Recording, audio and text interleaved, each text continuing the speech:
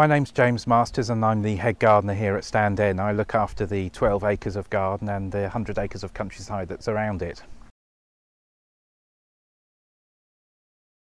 I think one of the best things about my job at Standen is starting early in the morning and having a walk round and seeing all the wildlife and the plants and the flowers with the mist across the valley, and it's just such a wonderful place, a lovely setting and such a nice place to be able to have the responsibility to look after.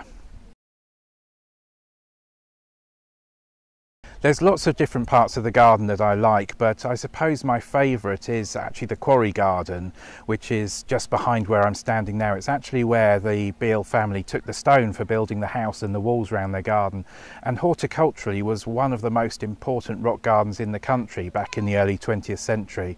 Since then it's become very overgrown, but it's now a very magical place, and people come into it from the hot sun on the terrace and find all the ferns and the mysterious pond in the middle, and the lovely damp atmosphere is always very nice, and it's just a magical place really.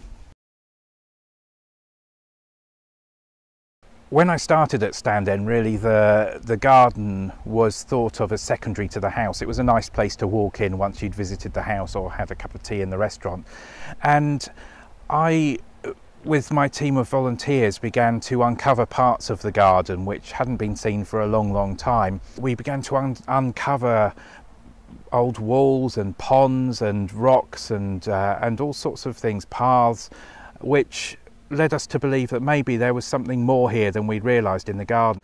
And we're now working towards restoring the garden to its 1920s heyday, but also trying to keep alive the spirit of Margaret Beale, who created the garden.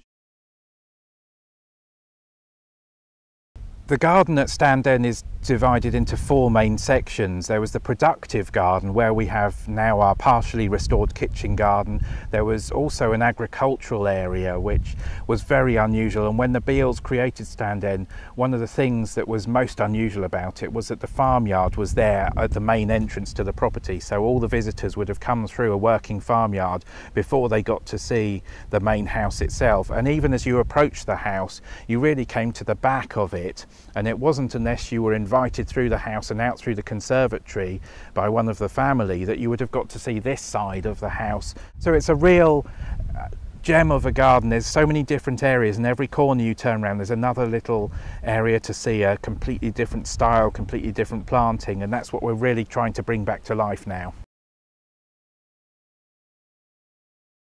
I can think what I might say, but I can't think of the word. It would be, it's sort of grand, but it's on a domestic scale. It's a sort of garden that people could take something from for their own gardens.